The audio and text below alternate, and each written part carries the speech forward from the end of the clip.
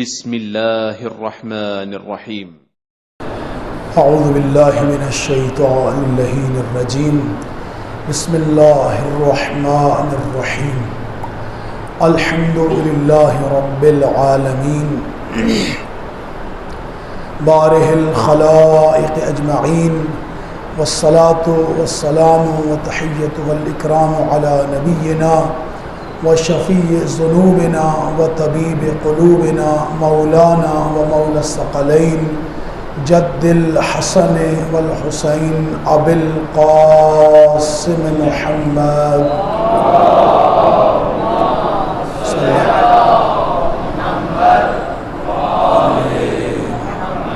وآلہ الطیبین الطاہرین المعصومین المنتجبین المنتحبین المظلومین الذین اذهب اللہ عنہم الرجس وطہرہم تطہیرا۔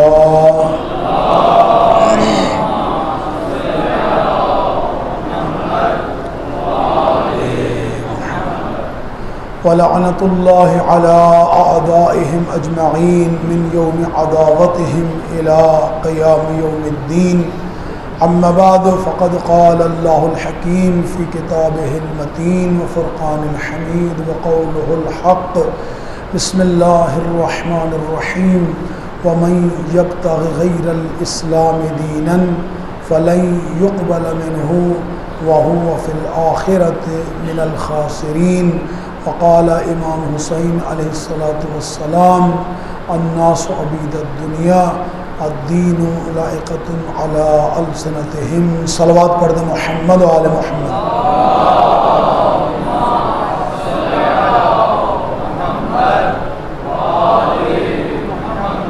آغاز سخن اس دعا کے ساتھ کہ خداوند عالم ہم سب کے لمحات کو اپنی عبادت شمار فرمائے، اس عبادت کو اپنے قرب کا ذریعہ قرار دے اور زبان پر ایسے الفاظ لانے کی توفیق عطا فرمائے جس میں خداوند عالم کی رضا اور خوشنودی، ولی دوران امام زمان علیہ السلام کی تائید شامل ہو۔ ان دعاؤں کی قبولیت کے لیے خوبصورت ترین صلوات پڑھ دیں۔ صلی علی محمد علی محمد۔ برادران ایمانی، موضوع سخن تھا ہمارا کربلائی دین اور آبائی دین، اور اس کے لیے سورہ مبارکہ آل عمران کی آیت کا نمبر 85 تھا، جس کو سرنامہ کلام میں مسلسل آپ کے سامنے تلاوت کیا گیا۔ ارشاد خداوند عالم ہے بسم اللہ الرحمن الرحیم، ومن یبتغ غیر الاسلام دینا فلن یقبل منہ۔ جو بھی اللہ کے دین اسلام کے علاوہ کوئی اور دین تلاش کرے گا، اللہ ہرگز اس سے وہ دین قبول نہیں کرے گا۔ وَهُوَ فِي الْآخِرَةِ مِنَ الْخَاسِرِينَ، اور وہ شخص آخرت میں خسارہ اٹھانے والوں میں سے ہوگا۔ اور اس کے ساتھ تسلسل کے ساتھ مولا امام حسین علیہ السلام کا فرمان آپ کے سامنے تلاوت کیا گیا، جس میں امام فرماتے ہیں لوگ دنیا کے بندے ہیں اور دین ان کی زبانوں کا ذائقہ ہے۔ جب تک ان کی معیشت دین کے ساتھ جڑی رہتی ہے یہ سارے دیندار رہتے ہیں۔ وَيُحُوتُونَ مَعَاشَهُمْ فَالدَّارَاتُمْ، جب تک ان کی معیشت کے پائے دین میں گڑے رہتے ہیں، فَالدَّارَاتُمْ، یہ سارے کے سارے دیندار رہتے ہیں۔ وَمُحِسُّوا بِالْبَلَاءِ، اور جب ان کو امتحان میں ڈالا جاتا ہے، اقلت دیانون، پھر دینداروں کی تعداد بہت کم رہ جاتی ہے۔ سامعین محترم، جب ہم بارگاہ خداوندی میں یہ التجا کرتے ہیں خدایا تیرے دین کے بنیادی اصول کیا ہیں، تو آواز قدرت آتی ہے میرے دین کے بنیادی 5 اصول ہیں۔ میں آج کوشش کروں گا اس موضوع کو جتنا میں آج سمیٹ سکوں، تاکہ کل کی شب ہے، کل کی شب کے حوالے سے خصوصی طور پہ کل ہی کے حوالے سے میرا دل ہے میں گفتگو کر سکوں۔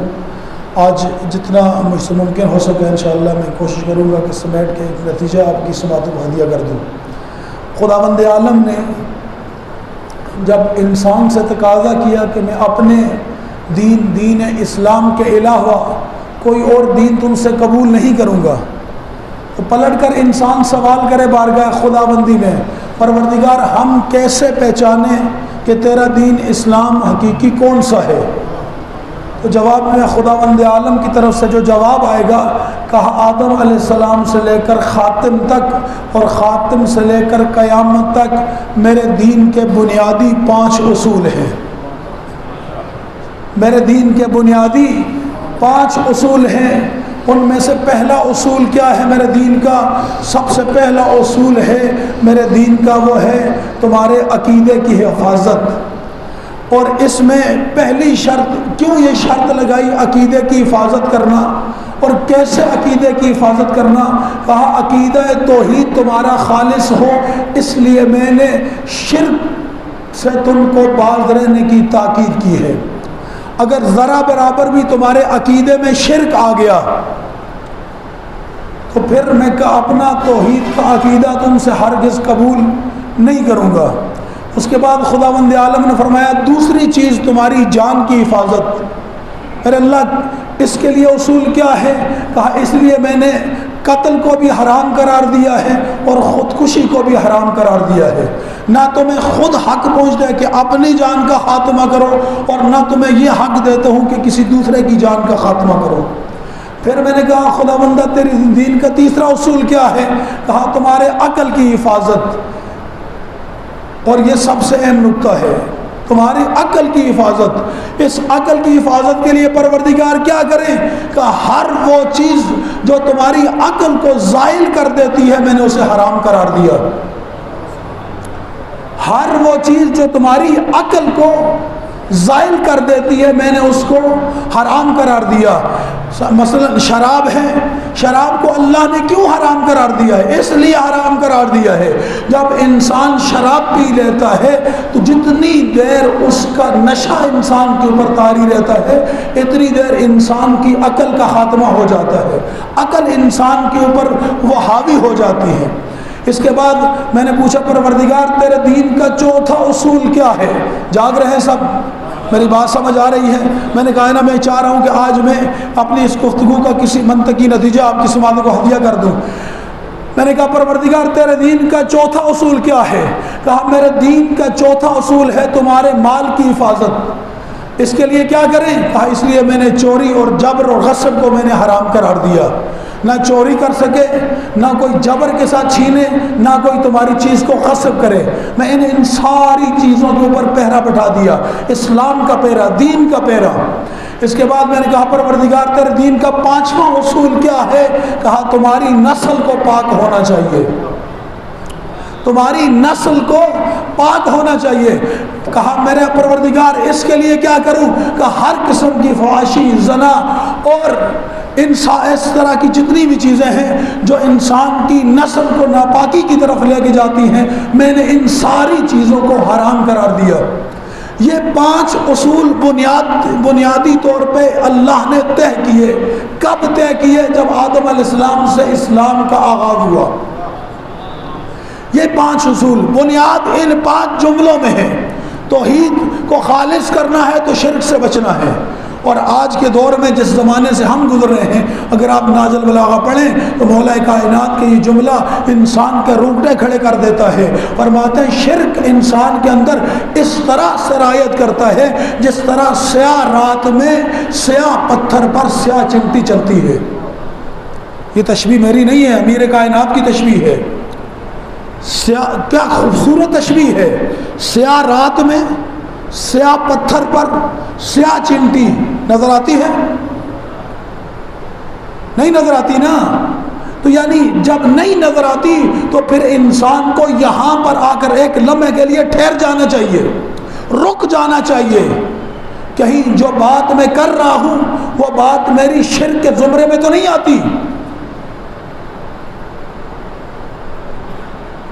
ہم پہلے لوگ ہمارے اوپر الزام لگاتے تھے، لیکن آج بعض جگہوں پر ہم جہالت کی بنا پر، یہ میں پورے وثوق کے ساتھ کہہ رہا ہوں، کچھ لوگ پیڈ ہیں دشمن کے اور اکثریت جہالت کی بنا پر یہ عمل انجام دے رہی ہے۔ وہ جو پیڈ ہیں وہ گمراہ کرتے ہیں وہ ایک غلط نظریہ ایجاد کرتے ہیں اور اکثریت اس نظریے کی پیروکار نظر آتی ہے۔ وہ کیسے؟ وہ ایسے جتنی خالص توحید مکتب اہل بیت علیہ السلام کے پاس تھی، کائنات میں کسی کے پاس نہیں تھی۔ اور میں پورے دعوے کے ساتھ، اگر جس کو توحید آل محمد سیکھنی ہے نا، وہ ناج البلاغہ کے تمام خطبے پڑھے، ہر خطبے کا آغاز توحید سے ہے۔ پھر بھی اگر سمجھ نہ آئے، توحید مفضل امام جعفر صادق علیہ السلام کی بتائی ہوئی توحید جو انہوں نے اپنے جید صحابی کو مفضل کو بتائی، وہ چھوٹ کتابچوں کی صورت میں وہ تمام وہ کلمات نورانی امام علیہ السلام چھپ چکے ہیں توحید مفضل کے نام سے۔ اگر انسان اس کا مطالعہ کرے، پھر اس کے بعد پھر انسان اپنے وجود کے اندر، جہاں کہ کہیں خدا نخواستہ جو معصوم نے بتایا ہوا راستہ ہے یا معصوم کی جو بتائی ہوئی توحید ہے، کہیں میں اس توحید سے ہٹ تو نہیں گیا، کہیں منحرف تو نہیں ہو گیا۔ میں یہاں پر یہ جملہ بڑے واضح انداز میں کہہ دوں، یا علی مدد کہنا یہ شرک نہیں ہے، البتہ توجیہ کی ضرورت ہے اس کی، تاکہ کوئی اس جملے سے غلط معنی نہ لے۔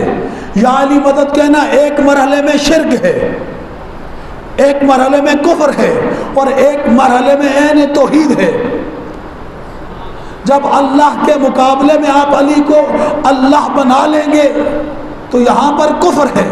جب اللہ بھی ہے اور علی بھی ہے، اللہ کے مقابلے میں علی کو لا کر کھڑا کریں گے، یہ شرک ہے۔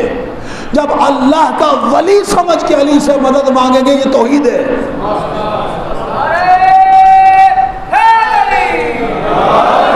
یعنی غلط فہمی اس ممبر سے نہیں جانی چاہیے کسی قسم کی بھی، سامعین محترم۔ لیکن جو جملہ کہنا چاہ رہا ہوں، اب سب سے پہلی چیز، پہلا اصول طے کیا اسلام نے، وہ اسلام کا پہلا اصول ہے اس کی خالص توحید۔ اور اس شرک جب تک ہماری رگوں میں سرایت کرے گا، اس وقت تک ہم کبھی بھی خالص توحید نہیں پکڑ سکتے۔ ایک مفکر، ایک شیعہ عالم کا بہت خوبصورت جملہ ہے، آج جس دور سے شیعہ و سنی دونوں گزر رہے ہیں، ان دونوں کو دو چیزوں سے خطرہ ہے۔ شیعت کے اندر نصیریت گھس گئی ہے جو شیعت کے چہرے کو مسخ کر رہی ہے، اور سنیت کے اندر خارجیت گھسی ہوئی ہے جو سنیت کے چہرے کو مسخ کر رہی ہے۔ سامعین محترم، اب کیسے پتہ چلے کہ شیعت کے اندر نصیری کون ہے اور سنیت کے اندر خارجی کون ہے؟ بڑا خوبصورت جملہ ہے سامعین محترم، بس آسان طریقہ ہے۔ اگر شیعت کے اندر چھپی ہوئی نصیریت کو ڈھونڈنا چاہتے ہو تو پھر دعائے کمیل کی تلاوت کرو، دعائے عرفہ کی تلاوت کرو، جو میں چھپی ہوئی نصیریت کھل کے سامنے آ جائے گی۔ اور اگر سنیت کے اندر چھپی ہوئی خارجیت کو پہچاننا چاہتے ہو تو اس کے سامنے یا علی کہہ دو، اس کے سامنے اہل بیت طہار علیہ السلام کا ذکر کرو، تو میں خود بخود ان کے چہرے بتا دیں گے سنی حقیقی کون ہے اور خارجی کون ہے۔ سامعین، یہاں سے انسان اپنے عقیدے کی جب بحث چھڑتی ہے، توحید سب سے پہلے ہے، اور اس کو خالص رکھنا، یہ آدم علیہ السلام سے لے کر خاتم تک اور مولا کائنات سے لے کر مہدی دوران تک ہر امام اور ہر نبی نے جو بنیاد رکھی ہے ہمارے عقیدے کی، وہ عقیدہ توحید پر ہے۔ اس کے بعد دوسری چیز، اب اس توحید کو بات کو اگر ہم پھیلائیں تو پھر اس کے اوپر کئی تقریریں ممکن ہو سکتی ہیں۔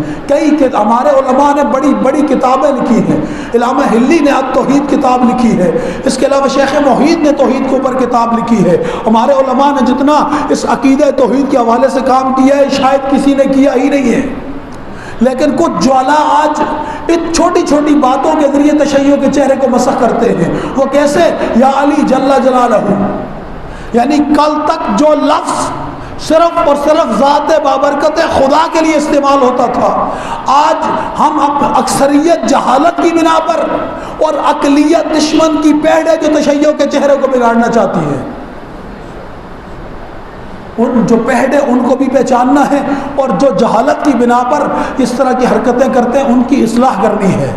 اور اس اصلاح کا ایک طریقہ ممکن ہے، اور وہ ہے توبہ کا دروازہ کھلا رکھنا۔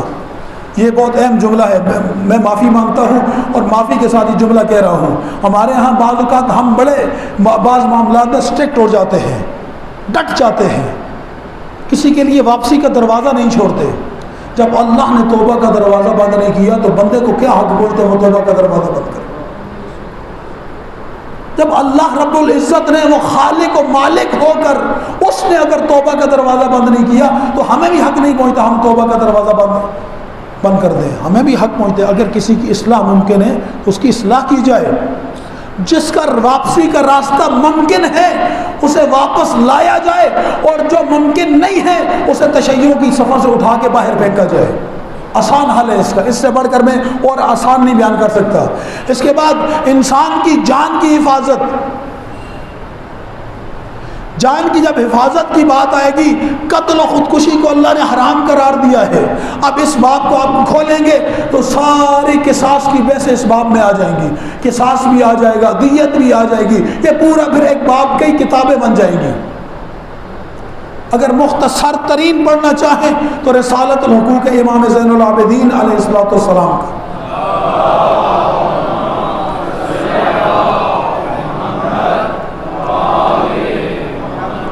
مال کی حفاظت کی بات کریں تو اللہ نے چوری سے, غصب سے, جبر سے کسی سے کا مال چھیننے سے منع کیا اللہ نے. اب اس کے اوپر اللہ نے حدیں بھی رکھی. کیوں رکھی؟ اس لیے رکھی تاکہ یہ انسان کسی کا مال کے اوپر اپنی نگاہ نہ جمائے بلکہ جو کچھ اللہ نے دیا ہے اس پر شاکر رہے. جب اس کے دیے پر یہ شاکر رہتا ہے نا تو پھر وہ نعمتوں میں اضافہ کرتا ہے. جب تک ہم شکر ادا نہیں کرتے نعمتیں نہیں بڑھتی. وَإِن شَكَرْتُمْ لَأَزِيدَنَّكُمْ, اگر تم شکر کرو گے تو اللہ کا وعدہ ہے. اب اگر اس وعدے پہ ہمیں یقین ہے تو پھر ہمیں شکر کرنا چاہیے. تھوڑا دیا ہے اس نے, تھوڑے پہ اکتفا کرنا چاہیے. کسی کے مال کے اوپر نگاہ, اچھا کسی کے مال کے اوپر بعض اوقات ہم یہاں پر اگر شرعی مسائل کو دیکھیں تو مکتب آل محمد اتنا سختی کا مکتب ہے. ایک حوالے سے مثلا اگر گھر میں کوئی مومن فوت ہو گیا اور فوت ہونے کے بعد اس کے 5 بچے تھے, اب فوت ہوا تو فوراً اس کے بعد ظاہر وراثت اگلی اولاد کو منتقل ہو گئی, لیکن وقتی طور پہ شاید کسی ایک بھائی یا کسی ایک بہن کے پاس تھی. اب اس نے کیا کیا, اس میں نماز پڑھنی شروع کی, اسی میں وہ روزہ بھی رکھ رہا ہے, اسی گھر میں وہ عبادات بھی کر رہا ہے. لیکن شاید اس کی ایک بہن راضی نہیں تھی جو اس گھر میں حصے دار تھی. یہ فقہی مسئلہ بیان کر رہا ہوں. جب تک وہ راضی نہیں ہے یا اس کا جب تک حصہ الگ نہیں کیا اس وقت تک اس گھر میں آل محمد کے مکتب کے مطابق نماز نہیں ہو سکتی. یہ ہمارا مکتب ہے. یعنی جو اتنی بھی رعایت نہیں دیتا کسی کے حق کے حوالے سے تو وہ دوسروں کا حق کیسے غصب کرنے دے گا, دوسروں کا مال کیسے ہڑپ کرنے دے گا. پھر فرمایا اپنی عقل کی حفاظت. عقل کی حفاظت کے لیے میں اتنا جملہ کہتا ہوں, نجاشی نام کا ایک بہت بڑا شاعر تھا, مولا کائنات کی شان میں بڑے بڑے قصیدے لکھے تھے اس نے. مولا امیر کے دربار کا شاعر تھا. ایک مرتبہ ماہ مبارک رمضان میں اس نے شراب پی. اس کو نشے کی حالت میں گرفتار کر کے مولا کائنات کے سامنے لایا گیا. مولا علی علیہ السلام نے لوگوں کو اکٹھا کر کے اس کو پہلے اس کے اوپر شراب کی حد جاری کی, 80 کوڑے. توجہ رکھیے گا, علی کو جب چھوڑ کے لوگ جاتے ہیں تو کیسے جاتے ہیں, کیوں جاتے ہیں علی کو چھوڑ کے. اس نے اس کو مولا کائنات نے 80 کوڑے سزا دی. جب 80 کوڑے اس کو لگ چکے تو مولا کائنات نے کمبر سے کہا, کمبر اس کی قمیض اتارو اور اسے 20 کوڑے اور مارو. اس کا خاندان کا جو سربراہ تھا طارق, وہ اٹھ کے کھڑا ہو گیا. اس نے کہا یا علی یہ 20 کوڑے کس وجہ سے؟ کہا اس لیے کہ اس نے وہ جو 80 کوڑے مارے تھے وہ تو شراب کی حد تھی, لیکن ماہ رمضان کی حرمت کو اس نے پامال کیا ہے, یہ 20 کوڑے اس کی سزا ہے. اس نے ایک جملہ کہا, اس نے کہا یا علی ہم تو یہ سمجھتے تھے آپ اپنے اور پرائے میں فرق کریں گے. خدا کی قسم در امامت ہے, یہ عدل کا درس دیتا ہے. ہم یہ سمجھتے تھے آپ اپنے اور پرائے میں فرق کریں گے. آپ نے تو ہمیں سب کے سامنے رسوا کر دیا, ہمارے قبیلے کی ناک کاٹ دی آپ نے. امیر المومنین نے کہا تمہاری یہ محبت کیا مجھے عدل الہی کے نافذ کرنے میں رکاوٹ بن جائے گی؟ مولا اس نے کہا یا علی اگر آپ نے یہ 20 کوڑے مارے ہم چھوڑ کے چلے جائیں گے۔ مولا کائنات نے 20 کوڑے مارے اور 400 جنگجو قبیلہ علی کو چھوڑ کے امیر شام کے ساتھ جا ملا۔ علی نے ایک مرتبہ بھی نہیں کہا تم رک جاؤ میں کوڑے نہیں مارتا، خدا کی قسم یہ بہت اہم جملہ ہے۔ مولا کائنات نے ایک مرتبہ بھی نہیں کہا تم رک جاؤ۔ اگر حدود الہی کے تحفظ کی وجہ سے تم علی کو چھوڑ کے جانا چاہتے ہو تو پھر جو اللہ کی حدود کو توڑے ایسے لوگوں کو علی کو ایسے لوگوں کی ضرورت نہیں۔ جب مولا علی کو ایسے لوگوں کی ضرورت نہیں ہے تو پھر جو سیرت و صورت و کردار و گفتار میں مولا علی و نبی کی شبیہ امام زمان ہے انہیں ایسے لوگوں کی کب ضرورت ہوگی؟ توجہ رکھیے۔ پھر فرمایا اپنی عقل کی حفاظت کی ہر وہ نشہ جو آپ کی عقل کے اوپر اثر انداز ہوتا ہے۔ قرآن نے کل میسر خمر و کل میسر حرام، ہر وہ چیز جس میں نشہ ہے وہ حرام قرار دی ہے جو آپ کی عقل کے اوپر اثر انداز ہوتی ہے۔ عقل بہت اہم چیز ہے انسان کی۔ یہ عقل ہی ہے جو انسان کو آل محمد کے دروازے سے جدا نہیں ہونے دیتی۔ یہ انسان کی عقل ہی ہے جو انسان کو 1400 سال کے بعد اتنے ظلم و جبر و بربریت کے باوجود بھی کربلا کے میدان سے نکلنے نہیں دیتی۔ یہ میری عقل ہے۔ عقل حق اور باطل میں تمیز کرتی ہے۔ عقل انسان کو اچھے راستے کی طرف رہنمائی کرتی ہے۔ عقل ہی انسان کو برائی سے روکتی ہے۔ عقل ہی انسان کے مراتب میں اضافہ کرتی ہے۔ سامعین محترم، اس کے بعد کہا تمہاری نسل کی حفاظت۔ نسل کی حفاظت اتنی اہم چیز ہے۔ جب ہم نے ان ساری برائیوں کو پھیلا دیا پھر بڑی بڑی کتابیں بنی، پھر پوری بحث دین کی بن گئی، لیکن بنیادی طور پہ یہ 5 اصول ہیں۔ اب ان 5 اصولوں کے ہوتے ہوئے اصول تو بن گئے، لیکن اب اللہ نے شراب کو حرام قرار دیا، لیکن شراب کی حد کیسے جاری کون کرے گا؟ یہاں پر تاریخ کا ایک بڑا اہم واقعہ، خلافت اول میں یہ واقعہ پیش آیا۔ بہت خوبصورت واقعہ ہے۔ ایک مرتبہ ایک شخص نے، ایک قریبی شخص نے شراب پی۔ جب شراب پی لی اب ظاہر حد تو جاری ہونی تھی، تو جب حد جاری کرنے کے لیے آگے بڑھے تو کہا کہ میرے اوپر حد وہ جاری کرے جس نے زندگی میں خود کبھی نہ پی ہو۔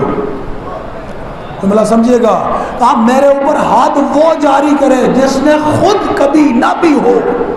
اب سارا مدینہ خاموش تھا کہ ادھر اچانک مولا کائنات اپنے ہاتھ میں تازیانہ لیے ہوئے تازیانے کو فضا میں لہراتے ہوئے نکلے اور کہا جب تک علی زندہ ہے اسلام کی کوئی ایک حد بھی جاری ہوئے بغیر نہیں رہ جائے، بے شک کتنا ہی بڑا شخص کیوں نہ ہو، علی کی موجودگی میں ہر صورت میں حد لازمی جاری ہوگی۔ یہ بظاہر تو یہ واقعہ ہے، لیکن یہ واقعہ ایک حقیقت کی طرف انسان کو متوجہ کرتا ہے۔ آپ اصول جتنے اچھے بنا لیں جب تک ان اصولوں کو نافذ کرنے والا نہ ہو، جب تک ان اصولوں کو آپ جتنی اچھی حدود مقرر کر لیں جب تک ان حدود کا اجرا کرنے والا کوئی نہ ہو۔ پاکستان میں بھی قانون تو بہت ہیں، یا نہیں ہے؟ لیکن چونکہ قانون کے اوپر عمل نہیں ہو رہا اور جو عمل کرواتے ہیں وہ خود ان قانونوں کو توڑتے ہیں، تو جو خود قانون توڑ رہا وہ کبھی دوسرے سے عمل نہیں کروا سکتا، دوسروں سے وہی عمل کرواتا ہے جو خود کل قانون نظر آئے۔ اس لیے اللہ نے جب اسلام کے دستور بنا دیے تو ان دستوروں کو نافذ کرنے کے لیے اس نے پھر ایک رہنما بھی دیا۔ اگر دستور ہو، رہنما نہ ہو، رہبر نہ ہو، نافذ کرنے والا نہ ہو، نہیں چل سکتا یہ دین۔ اب ہم امت مسلمہ کے ساتھ بحث نہیں کرتے اس معاملے میں، لیکن میں اگر آپ سب کی اجازت ہو تو میں 3-4 آیتیں فضیلت انسانی کے حوالے سے پڑھوں۔ ایک عام انسان کی جو فضیلتیں اللہ نے بیان فرمائی ہیں، ان فضیلتوں کو میں سے سب سے پہلی فضیلت کیا ہے؟ وہ ہے علم۔ هل يستوي الذين يعلمون والذين لا يعلمون، کیا علم والے اور جاہل برابر ہو سکتے ہیں؟ یعنی یہاں پر اس آیہ مجیدہ میں جو انسانی فضیلت اللہ بیان کرتا ہے وہ کیا بیان کر رہا ہے؟ کہا جو عالم کا مقام ہے وہ جاہل کا مقام نہیں ہے، یہ دونوں برابر نہیں ہیں، یعنی ان دونوں میں سے ایک افضل ہے دوسرا مفضول ہے۔ جس کے پاس علم ہے وہ افضل ہے، جس کے پاس نہیں ہے وہ مفضول ہے۔ آیت عمومی ہے، منسوخ نہیں ہے۔ یہ بھی ایک پوری بحث ہے قرآن مجید میں، آیات جو ہے ناسخ بھی ہیں، منسوخ بھی ہیں، محکم بھی ہیں، متشابہ بھی ہیں۔ یہ ایک پوری قرآن مجید کی بحث ہے۔ یہ آیت جو ہے محکم آیت ہے، اور محکم ذرا برابر بھی اس کے نسخ میں کوئی آیت نہیں آئی۔ یہ ایک فضیلت ہے۔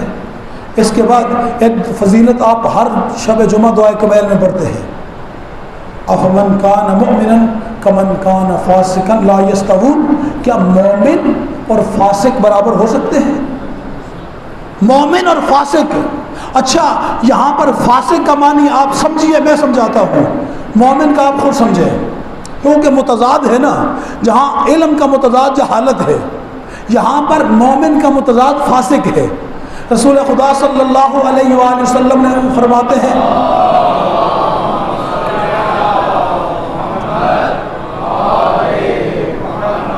دو شخصوں نے میری کمر توڑ دی۔ پوچھا یا رسول اللہ وہ کون سے دو شخص؟ کہا پہلا جاہل عبادت گزار اور دوسرا فاسق عالم۔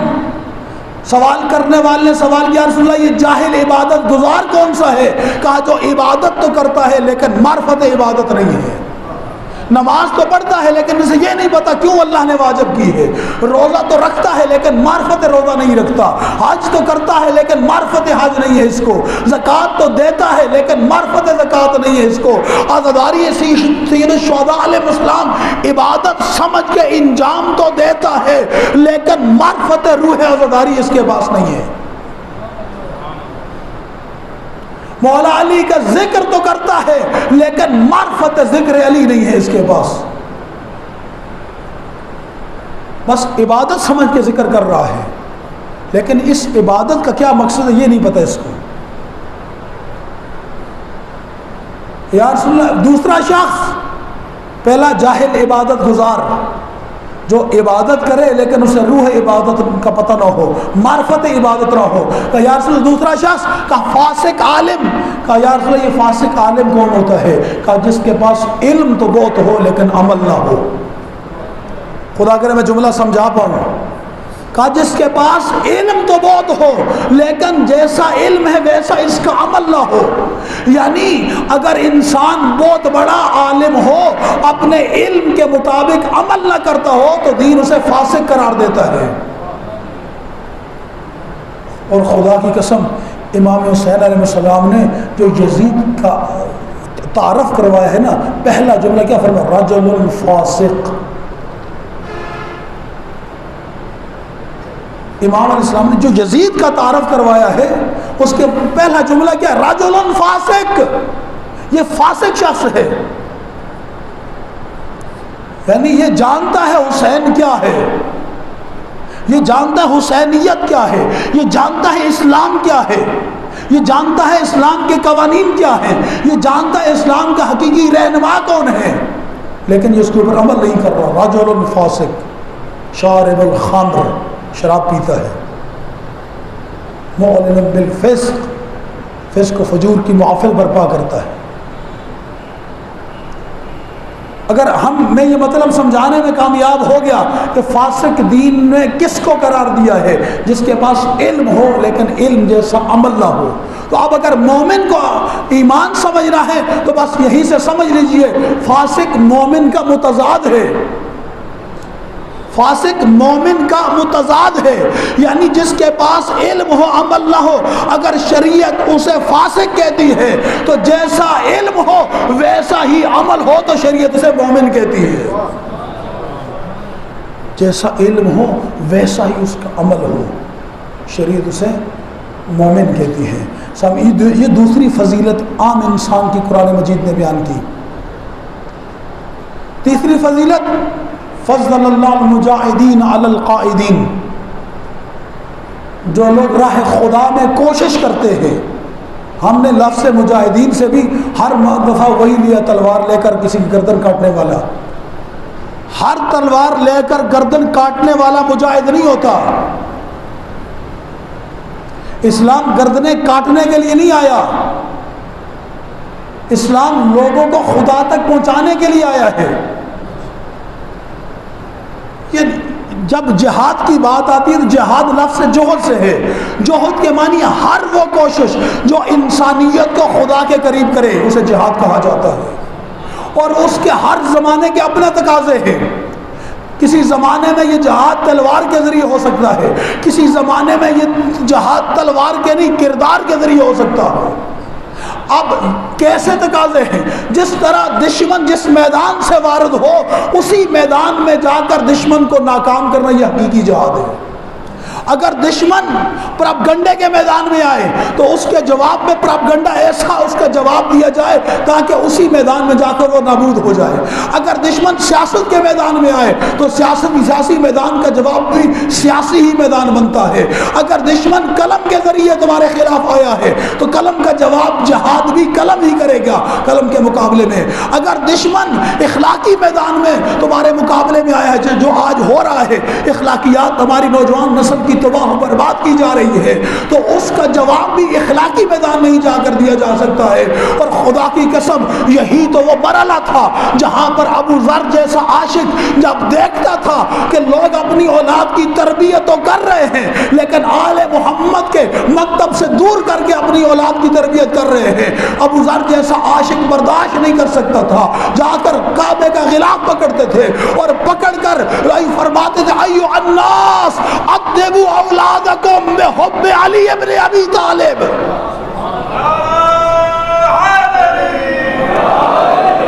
اے لوگو اپنی اولاد کی تربیت کرو علی کی محبت پر۔ کہیں ایسا نہ ہو کہ تم اپنی اولاد کو دیندار تو بناؤ لیکن اس کی دینداری کے ساتھ بغض علی اس کے سینے میں بھر دو، یہ دین اللہ قبول نہیں کرے گا۔ یہ عاشق اہل بیت ہیں لیکن صحابہ کرام تابعین کو مخاطب کر کے فرماتے ایھا الناس ادبوا اولادکم۔ ذرا سوچئے 1400 سال پہلے کے یہ عالم ہیں اور 1400 سال کے بعد کیا عالم ہوگا معاشرے کا۔ یہ وہ چیزیں ہیں جو لمحہ فکری ہے ہمارے لیے۔ سامعین محترم، بس اگر یہ معیار فضیلت علم ہے، معیار فضیلت ایمان ہے، معیار فضیلت اگر انسان کا جہاد ہے، اگر انہی تین معیارات کو ہم لے لیں تو اگر عام مومن کے لیے معیارات اس کی فضیلت کا سبب بنتے ہیں تو جب رسول خدا امت کی زمام جس کے ہاتھ میں دیں گے کیا اس ہستی میں یہ معیار نہیں دیکھیں گے؟ ہمارا کسی کے ساتھ لڑائی تو نہیں، ہمارا جھگڑا تو نہیں ہے، ہم تو یہی تو التماس کرتے ہیں عالم اسلام سے۔ آئیے ان قرآن کی آیات کو پڑھیے، جب افضل موجود ہو تو افضل کی موجودگی میں مفضول آگے کبھی نہیں آتا۔ اور اگر کائنات میں رسول مولا علی علیہ السلام کے متعلق تمام امت مسلمہ کا مشترکہ عقیدہ ہے کہ کائنات کا سب سے بڑا عالم علی ابن ابی طالب ہے۔ اب آپ کہیں گے آپ نے تو نعوذ باللہ رسول خدا کی توہین کی ہے، آپ نے تو کائنات کا سب سے بڑا عالم علی کو کہا ہے۔ ہاں میں نے توہین نہیں کی، رسول خدا کو اللہ نے عالم بنا کر نہیں بھیجا، اللہ نے اپنے محبوب کو معلم بنا کر بھیجا ہے۔ رسول خدا کائنات کے سب سے بڑے معلم ہیں اور کائنات کے سب سے بڑے عالم علی ابن ابی طالب ہیں۔ اور اس کی دلیل ہزاروں مثالیں ہمارے پاس، جو صحابہ کرام جب بھی مشکل میں پھنستے تھے کسی علمی مسئلے میں تو آ کر علی سے پوچھتے تھے، لیکن علی نے ایک مرتبہ بھی کسی دوسرے سے مسئلہ نہیں پوچھا۔ اچھا چلے مولا علی نے نہیں پوچھا، امام حسن پوچھ لیتے، امام حسن مجتبی علیہ السلام نہیں پوچھا، امام حسین پوچھ لیتے. انہوں نے نہیں پوچھا، امام زین العابدین علیہ السلام کوئی مسئلہ پوچھ لیتے. اگر انہوں نے نہیں پوچھا، مولا رضا کسی سے کوئی مسئلہ پوچھ لیتے. امام محمد تقی علیہ السلام کسی سے کوئی مسئلہ پوچھ لیتے. 10ویں امام کسی سے کوئی مسئلہ پوچھ لیتے. ارے 6 سال کی عمر میں ایک ہی نشست میں 30,000 سوالوں کے جواب دے کر دنیا کو بتایا. امام آ کر استادوں سے نہیں پڑھتا، جو بتانا ہوتا ہے وہ ادھر سے لے کے آتا ہے.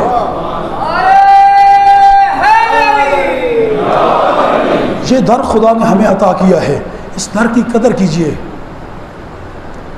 یہ ایسے عالم خدا نے ہمیں عطا کیے.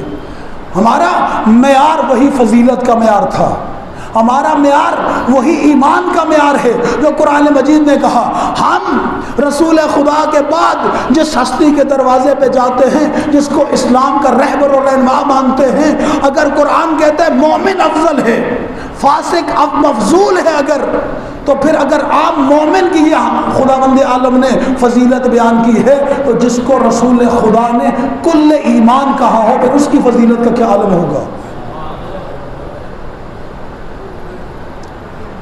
معیار فضیلت. اگر بات جہاد کی جائے تو ہر کوئی ایسا قائم میدان بتا دیجئے جس میدان میں علی موجود نہ ہو. کوئی ایک میدان ایسا بتا دیجیے جس مولا کائنات موجود نہ ہو. ہر میدان میں علی صف اول کے سپاہی بن کے لڑتے ہیں. اور نہ فقط مولا کائنات نے تلوار کے ساتھ جہاد کی ہے، بلکہ جہاں تلوار کی ضرورت پڑی ہے تلوار کے ساتھ، جہاں کردار کی ضرورت پڑی ہے کردار کے ساتھ کی ہے. یہ درس ہے ہمارے لیے کامل اسلام. اور یہی کام امام حسین علیہ السلام نے کیا ہے. جہاں تلوار کے ساتھ صفین میں ضرورت تھی، مولا حسین نے تلوار چلائی ہے، نہروان میں تلوار چلائی ہے. لوگ ہم سے پوچھتے ہیں مجلس میں آتے ہو، پتہ بھی ہے دھماکہ ہوگا، پھر بچوں کو کیوں لے کے آتے ہو؟ ہم مسکرا کر جواب دیتے ہیں، ارے ہم جن اماموں کے پیروکار ہیں نا، انہوں نے جنگ میں بھی اپنے بچوں کو آگے رکھا ہے، چاہنے والوں کی اولادوں کو پیچھے رکھا ہے. تو جب امام کی یہ سنت ہے اپنی اولاد آگے رہے، تو مامون اپنی اولاد کو پیچھے کیسے چھوڑ سکتا ہے؟ کیونکہ درس وہاں سے لیا ہے، اصول وہاں سے لیے ہم نے اسلام کے. اور یہی کربلائی اسلام ہے. کربلا میں کیوں جانثار پہلے شہید ہوئے؟ اس کا فلسفہ خود امام نے بیان فرمایا کہ وہ میدان ایسا تھا جہاں زندہ رہنا مشکل تھا اور مرنا آسان تھا. وہاں جن کو میدان میں پہلے بھیجا اس وجہ سے بھیجا ان کی مشکلات جلد سے جلد رفع ہو جائیں. بس ان سارے اصولوں کو اگر کنکلوڈ کر دیں تو پھر اسلام ایک جامع دستور نظر آتا ہے، جس میں اب جو میں نے اصول بیان کیے ہیں ایک ایک لفظ میں بیان کرتا ہوں. پہلا وسعت نظری ہے اسلام کے اندر، تنگ نظری نہیں ہے. اسلام تنگ نظر نہیں ہے. تنگ نظر کا دین مبین اسلام کے ساتھ کوئی تعلق نہیں ہے.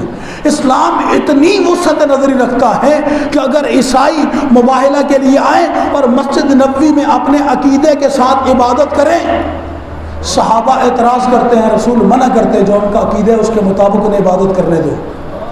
یہ دین کی وسعت نظری ہے. رسول خدا نے ہمیں یہ دین دیا ہے. یہ نہیں دیا کہ اگر کوئی شیعہ کسی مسجد میں چلا جائے نماز پڑھے باہر نکلے تو پیچھے سے مسجد ہونا شروع کر دیں. جہاں تنگ نظری ہوگی وہاں اسلام نہیں ہوگا. اور خدا کا لطف ہے، میں اس بات پہ بھی فخر کرتا ہوں، آج تک ہماری عبادت گاہوں سے کبھی نہیں کسی نے انگلی پکڑ کے باہر نہیں نکالا کسی کو. تب عبادت اللہ کی کر رہا ہے بندہ، جیسے بھی کر رہا ہے عبادت اس کی کر رہا ہے. اور یہ عبادت گاہ ہے تو پھر ہر بندے کو حق ہے وہ اپنے عقیدے کے مطابق عبادت کرے. اس حوالے سے بھی خدا کا شکر ہے جب ہم اپنے دین کا تجزیہ کرتے تو ہمیں واقعاً کربلا کی مثال، کربلائی دین یہاں پر بھی نظر آتا ہے. سامعین محترم، پھر اس دین کے اندر علم ہے. ہم جہالت کے خلاف ہیں، اور جتنا جہالت نے امیر کائنات کو اور معصومین کو نقصان دیا ہے اتنا اور کسی نے چیز نے نہیں دیا.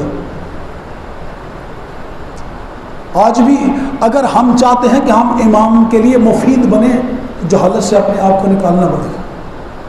اگر آپ صفین کے میدان کو دیکھ لیں تو صفین میں کیا چیز ہے جس نے علی کو تحکیم قبول کرنے پر مجبور کیا وہ علی کے لشکر کی جہالت تھی. جو معرفت والے تھے وہ لڑ رہے تھے، لیکن جو دشمن کے پروپگنڈے میں آ کے اپنے امام پہ تلوار اٹھا رہے تھے ان کو حقیقی معرفت امام نہیں تھی، وہ جاہل تھے معرفت امام سے. اور جب بے معرفت لوگ امام کے لشکر میں شامل ہو جائیں تو پھر ایسا مرحلہ آ جاتا ہے کہ امام مولا علی جیسے امام کو تحکیم قبول کرنی پڑتی ہے. جب بے معرفت لوگ مولا حسین کو خط لکھیں تو پھر ایسا مرحلہ آتا ہے کہ امام کو ان کے خط ان کے سامنے پھینکنا پڑتے ہیں. یہ خط تم نے لکھے ہیں، میں نے نہیں لکھے. عاشور کے دن 12,000 خط امام نے کھول کے پھینکے تھے، بتاؤ کس نے لکھے ہیں؟ لیکن جن کو معرفت ہوتی ہے وہ کوفہ کی سنگلاخ جو ہے جہل سے بھی نکل کر لشکر امام میں پہنچا جائے. یہ معرفت امام ہے. معرفت پڑھائیے اپنی. یہ ایام میں ایک جملہ یہاں پر شہید دستغیب نے بہت کمال کا جملہ لکھا ہے. وہ فرماتے ہیں قلب سلیم کتاب میں، وہ کہتے ہیں کہ ایک عالم کو قم المقدسہ میں دیکھا. وہ صبح اپنے گھر سے نکلتے تھے اور راستے میں ایک قبر کے اوپر کھڑے ہوتے تھے اور فاتحہ پڑھتے تھے. پھر حوضے میں آتے تھے، درس پڑھاتے تھے. پھر وہاں سے جب واپس پلٹتے پھر اس قبر کے اوپر کھڑا ہوتے اور کھڑا ہو کر پھر وہاں سے گھر جاتے، فاتحہ پڑھ کے پھر گھر جاتے. ان کی ساری زندگی کا معمول یہ تھا. ایک دن کسی شخص نے ان کو روک کر پوچھا کہ اور بھی بہت ساری قبریں ہیں لیکن آپ ہر روز اس شخص کی قبر پہ آتے ہیں اور آ کر اس کے لیے فاتحہ پڑھتے ہیں، آتے ہوئے بھی جاتے ہوئے بھی، اس کی وجہ کیا ہے؟ یہ جملہ شہید آیت اللہ شہید میراب شہید دستغیب شیرازی نے لکھا ہے. معلم اخلاق. اس شخص نے سوال کیا، اس عالم نے جواب دیا. کہا یہ شخص ایک دن ایک محفل میں گفتگو کر رہا تھا، اس نے ایک ایسی بات معصومین کے متعلق کی جس بات کی وجہ سے میری معرفت معصومین علیہ السلام کے حوالے سے بڑھی. ایک بات اس نے ایسی بتائی کہ جس کی وجہ سے میری اپنے امام کے متعلق معرفت میں اضافہ ہوا. وہ جو اس کی بتائی ہوئی بات سے امامت کی معرفت میں اضافہ ہوا اور میں امام کے اور قریب ہوا، اس کا حق بنتا ہے کہ میں آتے ہوئے بھی اس کی قبر پہ فاتحہ پڑھوں اور جاتے ہوئے بھی اس کی قبر پہ فاتحہ پڑھوں. آتے ہوئے بھی اس کی قبر پہ فاتحہ، جاتے ہوئے بھی اس کی قبر پہ. سمجھنے مطلب بس یہ دین ہے. اس دین کے اصولوں کو سمجھیے، پھر اصولوں کے ساتھ اس کے رہنماؤں کو سمجھیے. اگر ہم اسی کو آگے لے جائیں، بات کو سمیٹ دوں، تو پھر جب ہم 12ویں امام تک آتے ہیں، پردہ غیب میں امام آج جس مشکل کا تشیع شکار ہے، جو ہمارے اندر اختلاف ہے، کوئی کہتا ہے مولا کی مانو، مولوی کا نہ مانو. یہ پہلے باتیں دوسروں کے متعلق ہوتی تھیں، اب اپنے گھر میں شروع ہو گئی. اس کا حل کیا ہے؟ آپ سے سوال ہے، ہم عمران خان کی حکومت میں گزارا کرتے ہیں یا نہیں کرتے؟ ہر روز یہ دعا مانگتے ہیں خدائے عادل حکمران دے. دعا مانگتے ہیں لیکن ووٹ پھر بھی اسی کو دے دیں.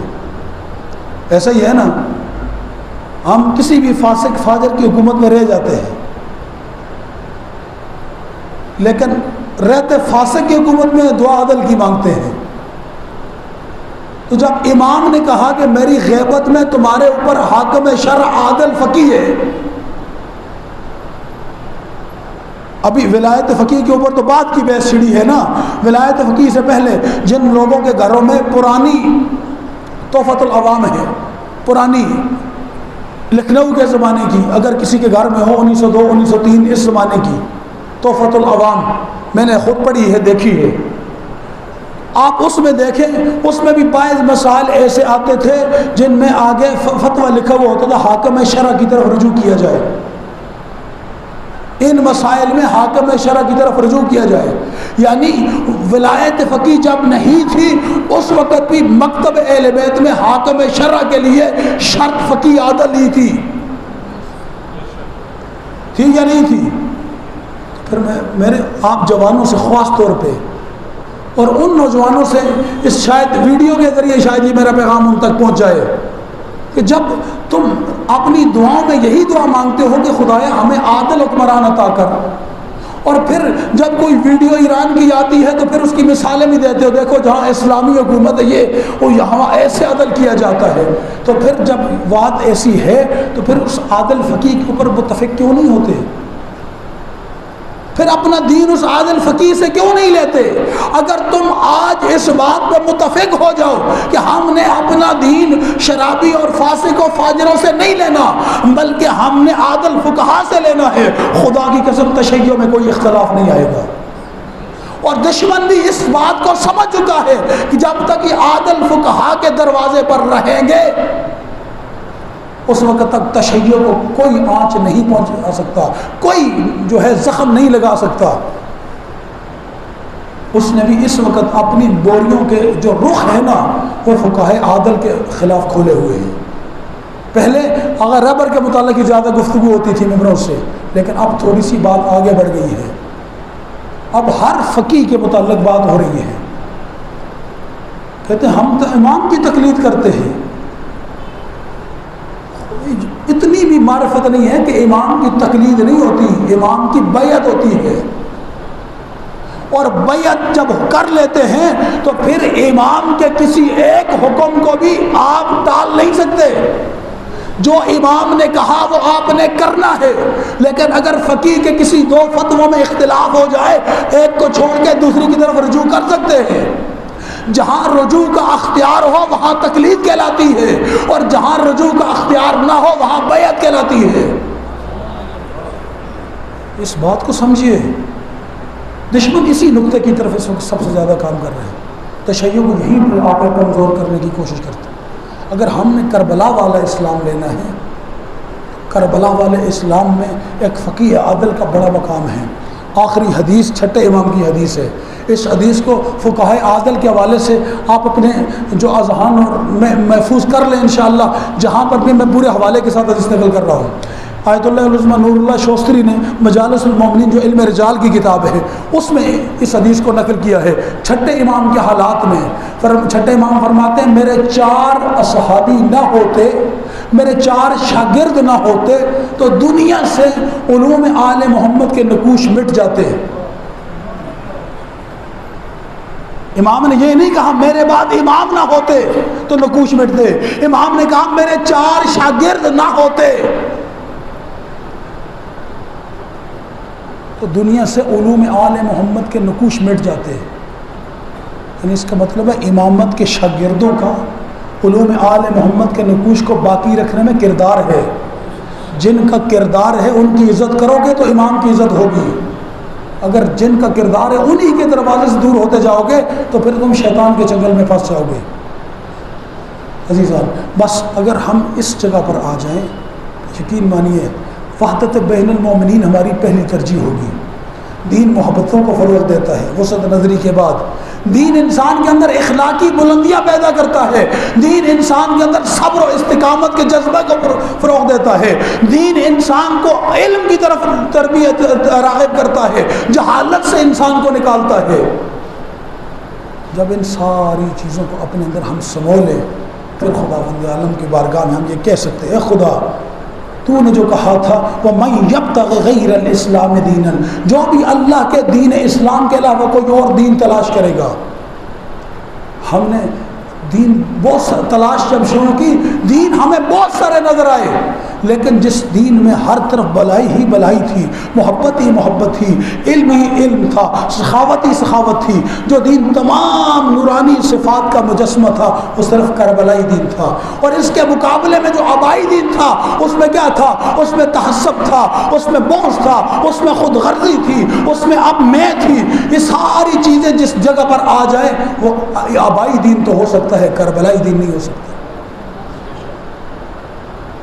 اگر ہم چاہتے ہیں کہ ہم کربلا والوں کے دین پر چلیں تو پھر میں ہمارے اندر نہیں ہے.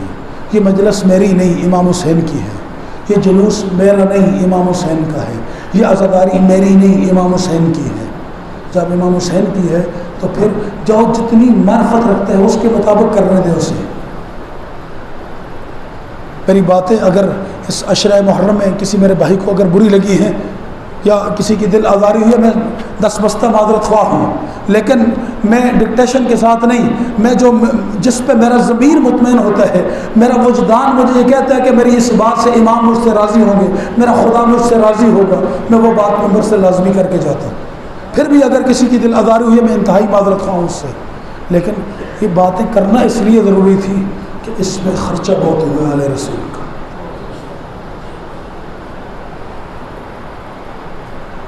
کتنا خرچہ ہوا ہے تصور کر سکتے ہیں؟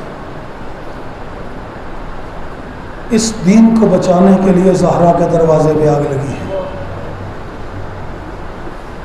اس دین کو صحیح و سلامت آپ تک پہنچانے کے لیے سیدہ کا دایاں ہاتھ ٹوٹا ہے، اس دین کو آپ اور مجھ تک صحیح و سالم پہنچانے کے لیے محسن کی شہادت ہوئی ہے، اس دین کو آپ اور مجھ تک صحیح و سالم پہنچانے کے لیے علی نے مسجد کوفہ میں ضربت کھائی ہے، حسن کے کلیجے کے ٹکڑے باہر آئے، مولا حسن کے جنازے پہ تیر لگے ہیں، اور حسین کی تو اپنی قسمت ہے، حسن کے جنازے پر تیر تھے اور حسین کا جنازہ تیروں پر تھا۔ کوئی تصور کر سکتا ہے کتنا خرچہ ہوا علیہ رسول کے اس دین پر؟ قرآن مجید ایک ماں کا تذکرہ کرتا ہے، اس ماں کے سامنے ایک بچہ تھا اور اس بچے کو ذرا سی دیر پیاس لگی، ماں کبھی صفا جاتی تھی کبھی مروہ جاتی تھی، میرا سلام ہے کربلا کی ماں پر۔ بعض روایات میں 48 بچے ہیں، بعض روایات میں 64 بچے ہیں، خدا کی قسم بچے پیاس سے بلکتے تھے، العطش العطش کہتے تھے، لیکن میں نے کسی ضعیف روایت میں بھی یہ جملہ نہیں پڑھا کسی ماں نے اتنا کہا ہو حسین میرا بچہ پیاسا۔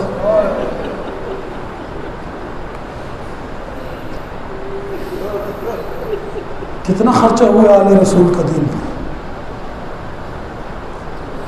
ایک ایسی ماں ہے جس کے کل 2 ہی بچے تھے، ایک کا نام اصغر تھا، ایک کا نام سکینہ تھا۔ اصغر کربلا میں پیاسا شہید ہوا، سکینہ شام میں پیاسا۔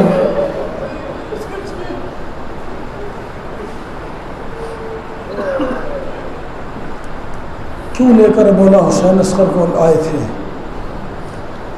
ایک بزرگ عالم دین سے حافظ کفایت حسین مرحوم آل اللہ مقامون کا یہ جملہ ہے، وہ کہتے ہیں جب کوفہ سے قافلہ گزر رہا تھا نا، اچانک ایک شخص سروں کو دیکھ رہا تھا، اس نے حسین کا سر دیکھا، کہا اس نے جنگ کی ہوگی، اس نے عباس کا سر دیکھا، کہا اس نے بھی جنگ کی ہوگی، علی اکبر کا سر دیکھا، کہا اس نے بھی جنگ کی ہوگی، انہوں نے محمد کا سر دیکھا، کہا انہوں نے بھی کی ہوگی جنگ۔ روایت میں جب شہزادہ قاسم کے سر پہ آیا کچھ دیر سوچا، لیکن کہا شاید اس نے بھی جنگ کی ہو، لیکن جب اس کی نگاہ علی اصغر کے سر پہ پڑی، پڑھ دیا ہے میں نے جملہ مصائب کا، پتہ نہیں آپ عددارو، بس انتظار نہیں کرنا، چند جملے میں نے پڑھنے ہیں۔ جب اس کی علی اصغر کے سر پہ نگاہ پڑی نا، ایک مرتبہ دیکھ کے کہتے اس نے بھی جنگ کی ہوگی۔ اجرکم من اللہ، خدا تمہیں کوئی غم نہ دے سوائے غم اہل بیت کے۔ عزدارو 6 مہینے کا لال ہے، کب لبیک کہا ہے حسین کے استغاثے پر؟ جب حسین نے دشت کربلا میں تنہا رہ کر استغاثہ بلند کیا ہے، حل من ناصر ینصرنا، ہے کوئی مجھ غریب کی مدد کرنے والا؟ حال میں مغیث یغیثنا، ہے کوئی مجھ فریادی کی فریاد سننے والا؟ حال من ذاب یذب عن حرم رسول اللہ، ہے کوئی زینب کی چادر بچانے والا؟ اجرکم اللہ، شرم کر کے نہیں رونا، پتہ نہیں زندگی وفا کرے نہ کرے، چاند لمحے مولا حسین کی بارگاہ میں فرصت دیتے ہیں۔ ایک مرتبہ آؤ کہو اے یوسف زارا، آپ جو دعائے ندوہ میں فرماتے ہیں حسین ساری دنیا آپ پر پانی روتی ہے، میں تیرا بیٹا مہدی خون روتا ہوں، مولا یہ آپ کو پرسہ دینے کے لیے آئے ہیں، اے امام زمان ان کا پرسہ قبول کیجئے۔ حضرات بچوں پہ ویسے ہی دل تڑپ جاتا ہے نا، جب ادھر کہا نا ہے کوئی زینب کی چادر بچانے والا، خدا کی قسم پورا لشکر یزید سن رہا تھا، کہیں سے کوئی حرکت نہیں ہوئی، اگر حرکت ہوئی تو حسین کے 2 خیموں سے، ایک خیمے سے بیمار اٹھا اور ایک خیمے سے 6 مہینے کے بچے نے اپنے آپ کو اجرکم اللہ. خدا تمہیں کوئی غم نہ دے سوائے غم اہل بیت کے. اللہ بس چند جملے مجھے پڑھنے دیجئے. میں اس ماں کو پرسہ دینا چاہ رہا ہوں جس کے 2 پھول تھے، ایک کربلا میں رہ گیا، ایک شام میں رہ گیا. جب مدینے آئی ایک جملہ کہا، سجاد مجھے ماں کہہ کر کبھی یہ نہ کہنا ماں شائع میں آ جا، اور میرے بیٹوں کی قبریں دھوپ میں. اجرکم اللہ، اجرکم اللہ. خدا تمہیں کوئی غم نہ دے عزادارو. ادھر اصغر نے اپنے آپ کو جھولے سے گرایا، ادھر خیموں میں قرآن بپا ہوا. حسین نے جلدی سے خیموں کا رخ کیا. آواز دی فضا کیا معاملہ ہے؟ کہا جب سے آپ نے استغاثہ بلند کیا اصغر اپنے آپ کو جھولے میں ٹکنے نہیں دیتا. کہا لائیے میں پانی پلا کے لاتا ہوں. اب علماء نے بڑا عجیب منظر لکھا ہے. کہتے ہیں لایا اصغر کو، حسین نے ہاتھوں پہ اٹھایا. جیسے ہی ہاتھوں پہ اٹھا کر فوج اشقیاء کی طرف چلے نا تو اب دیکھنے والے دیکھ کر کہہ رہے تھے شاید حسین قرآن لے کر صلح کے لیے آ رہے ہیں. میں کہوں گا حسین نے صامد قرآن نہیں لایا بلکہ حسین ناطق قرآن کو اٹھائے ہوئے آ رہے. آئے حسین. یہاں پر ایک روک کر جملہ مولا حسین کا بیان کروں. شیعتنا ما ان شربتم، اے میرے شیعو جب بھی پانی پینا مجھ حسین کی پیاس کو یاد کرنا. اتنا جملہ نہیں، اگلا جملہ سنو گے کیا فرمایا؟ فرمایا میرے اس لمحے کو ضرور یاد رکھنا جب حسین جیسا سخی اپنے 6 مہینے کے بچے کے لیے پانی مانگ. دعا کرو کسی سخی کو کسی کمینے سے کوئی چیز نہ مانگنی پڑے. حسین آئے کہا ظالموں کچھ بگاڑا ہے تو میں نے بگاڑا ہے، اس بچے نے تو کچھ نہیں بگاڑا. حرملہ عمر سعد نے آواز دی حرملہ اقضا کلام الحسین، حرملہ حسین کا کلام قطع کر. حرملہ نے تیر نہام میں جوڑا. اب جملہ پڑھوں عزادارو. حرملہ نے وہ تیر نہیں جوڑا جو انسانوں کو مارا جاتا تھا، حرملہ نے وہ تیر جوڑا جو جنگ میں گھوڑوں کو گرانے کے لیے مارا جاتا تھا. ادھر تیر جوڑا، ایک مرتبہ حرملہ کے ہاتھ ڈگمگائے تیر گر گیا، دوبارہ تیر کو جوڑا پھر تیر گرا. تیسری مرتبہ جب تیر جوڑا نا حرملہ نے، ایک مرتبہ عمر سعد نے کہا حرملہ اگر کوئی مجھ سے پوچھے کہ عرب کا سب سے بڑا تیر انداز کون ہے میں تیرا نام لوں گا. کیا وجہ ہے تو ایک بچے پہ تیر نہیں چلا سکتا؟ اس نے کہا عمر سعد تجھے شرم نہیں آتی؟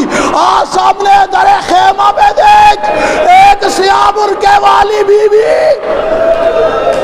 کیسے پڑھوں میں اس شہزادے کی شہادت؟ ارے جسے 3 مرتبہ شہید کیا گیا ہو میں اس شہزادے کی شہادت کیسے پڑھوں؟ اور کہا وہ در خیمہ پہ دیکھ ایک سیاہ برقعے والی بیوی اپنے ہاتھ باندھ کے ظالم اپنا تیر بھی دیکھ میرا بے شیر بھی. اجرکم اللہ. خدا تمہیں کوئی غم نہ دے سوائے غم اہل بیت کے. جملہ اگلا سنو گے. تیر لگ گیا، میں نہیں پڑھتا کیا ہوا، میں نے چھوڑ دیا مضمون. تیر لگ گیا علی اصغر کو. علماء نے لکھا ہے تیر کا وزن زیادہ تھا، اصغر کا وزن تھوڑا تھا. اگر اصغر حسین کے ہاتھوں پہ نہ ہوتے جدھر جدھر تیر جاتا اصغر ساتھ جاتے. لگ گیا تیر، حسین اصغر کو سینے سے لگا کے واپس خیمے کی طرف پلٹے. آپ عاشور کے دن ایک عمل انجام دیتے ہو نا، عاشور کے اعمال میں سے ہے ایک مرتبہ 7 مرتبہ آگے جاؤ پھر 7 مرتبہ پیچھے آؤ. ہر دفعہ ایک ہی جملہ دہراؤ رضم بقضائہ و تسلیما لامرہ. حسین جب بچے کو لے کر واپس خیموں کی طرف پلٹے نا تو یقیناً خیال آیا کہ ارے ماں نے تو پانی پلانے کے لیے دیا تھا، میں اس حالت میں ماں کو کیسے سپرد کروں گا. حسین آگے بڑھے پھر پیچھے ہٹ گئے، پھر حسین آگے بڑھے پھر پیچھے ہٹے، پھر حسین آگے بڑھے تیسری مرتبہ حتیٰ 7 مرتبہ آگے بڑھے پھر پیچھے ہٹے. پھر ایک جملہ کا رضم بقضائہ و تسلیما لامرہ یہ کہہ کر حسین در خیمہ پہ آئے، رباب نے ہاتھ پھیلائے، اصغر کو الحسین نے رباب کے ہاتھوں پہ ڈالا. میری ماؤں بہنوں کے حصے کا جملہ ہے اور جو بے اولاد مانگ لیجیے علی اصغر کے صدقے میں. عزادارو ایک مرتبہ جب رباب کے ہاتھ پہ اصغر کو ڈالا۔ اب جو عجب کے آمد کا منظر ہے، رباب نے ایک نگاہ اپنے بیٹے کے گلے پہ ڈالی، ایک نگاہ حسین کے چہرے پہ، اور کوئی شکوہ نہیں کیا، بس اتنا کہا سرتاج اتنا بتا دے عرب بچوں کو اسی طرح نہر کرتے ہیں۔ اور کوئی جملہ پڑھوں گا صاحب کا؟ اتنا بتا دے سردار عرب بچوں کو اس طرح نہر کرتے ہیں۔ عزیزانو بس حسین نے کیا جواب دیا؟ کوئی نہیں لکھا، اتنا لکھا ہے تاریخ نے، حسین نے اکبر کے لیے ایک تلوار کے ساتھ قبر کھودی۔ حسین نے اصغر کو قبر میں لٹا دیا۔ لٹانے کے بعد حسین جیسے صابر نے اصغر کے پاؤں کی طرف سے مٹی ڈالنا شروع کی۔ اللہ کرے میں اگلا جملہ پڑھ پاؤں، آپ سن لو، سن لینا اور بات ہے، سن کے برداشت کر لو۔ حسین نے اصغر کے وجود کے اوپر مٹی ڈالنا شروع کی۔ جب گردن تک مٹی ڈال چکے نا، اب علی اصغر کا چہرہ تھا، کربلا کی گرم ریت تھی۔ حسین اصغر کے چہرے کی طرف دیکھ کر اصغر کے چہرے پہ مٹی نہیں ڈال سکے۔ حسین نے اپنا رخ نجف کی طرف کیا، الٹے ہاتھ سے اصغر کے چہرے پہ۔ اگلا جملہ پڑھوں گا عزیزانو، بس آپ نے گریہ کیا، مجلس تمام ہو گئی۔ خدا آپ کے آنسوں کو قبول کرے، آپ کی آنکھوں کو خدا اس قابل بنائے آپ یوسف زہرا کی زیارت کر سکیں۔ عزیزانو بس ایک مرتبہ حسین نے اصغر کو دفنا دیا، آ گئی شام غریبہ، سارے لاشیں تھے، اصغر کا لاشا نہیں تھا۔ عمر سعد نے حکم دیا، حرملا نیزے ہاتھوں میں لے، زمین میں تلاش کر اصغر کو کہاں چھپایا ہے۔ اب ماں کے لیے بڑا مشکل مرحلہ تھا، ایک مرتبہ نیزے زمین میں لگنا شروع ہوئے، اچانک ایک نیزہ بلند ہوا، اکیلا نیزہ نہیں تھا، اور نیزے پہ 6 مہینے کا حسین کا لال۔ علی لعنت اللہ علی قوم الظالمین وَسَيَعْلَمُ الَّذِينَ ظَلَمُوا أَيَّ مُنْقَلَبٍ يَنْقَلِبُونَ إِنَّا لِلَّهِ وَإِنَّا إِلَيْهِ رَاجِعُونَ۔ اللهم صل على محمد وآل محمد، اللهم صل